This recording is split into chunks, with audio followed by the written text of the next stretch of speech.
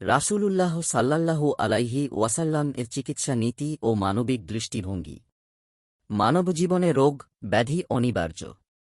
শরীর সুস্থ রাখার জন্য যেমন চিকিৎসা প্রয়োজন, তেমনি সেই চিকিৎসা পদ্ধতি হতে হবে কল্যাণকর, নিরাপদ ও শরীয়তসম্মত। ইসলাম কেবল ইবাদত বন্দেগীর মধ্যেই সীমাবদ্ধ নয়, বরং মানুষের দৈনন্দিন জীবন, স্বাস্থ্য ও চিকিৎসা ব্যবস্থার প্রতিও সুস্পষ্ট দিক নির্দেশনা প্রদান করেছে। বিশেষত মহানবী সাল্লাল্লাহু আলাইহি ওয়াসাল্লাম নিজে যেসব চিকিৎসা পদ্ধতি অবলম্বন করেছেন এবং যেগুলোকে উত্তম বলে প্রশংসা করেছেন, সেগুলো মুসলিম উম্মাহর জন্য এক গুরুত্বপূর্ণ আদর্শ।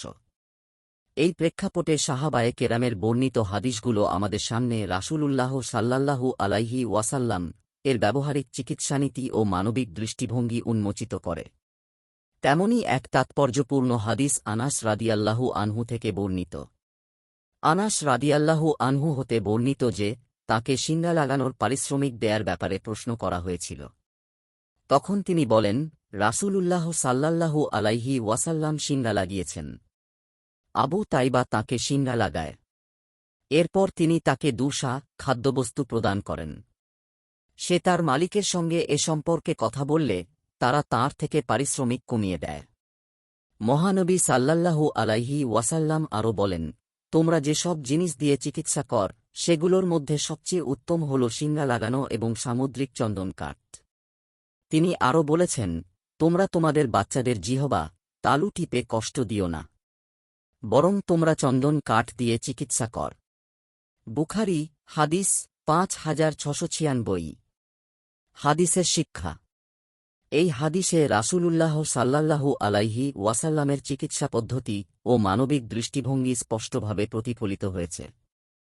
তিনি নিজে সিংড়া লাগিয়েছেন এবং সিংড়া প্রয়োগকারীকে পারিশ্রমিক প্রদান করেছেন, যা প্রমাণ করে যে সিংড়া একটি বৈধ ও সম্মানজনক চিকিৎসা পদ্ধতি এবং এর বিনিময়ে পারিশ্রমিক গ্রহণ করাও শরীয়তসম্মত। একই সঙ্গে শ্রমের ন্যায্য মূল্য দেওয়ার ইসলামী নীতিও এতে প্রতিষ্ঠিত হয়েছে। হাদিসে সিংড়া ও সামুদ্রিক চন্দন কাঠকে উত্তম চিকিৎসা হিসেবে উল্লেখ করা হয়েছে, যা থেকে বোঝা যায় ইসলাম রোগ নিরাময়ে কার্যকর ও নিরাপদ উপায়ের প্রতি উৎসাহ প্রদান করে।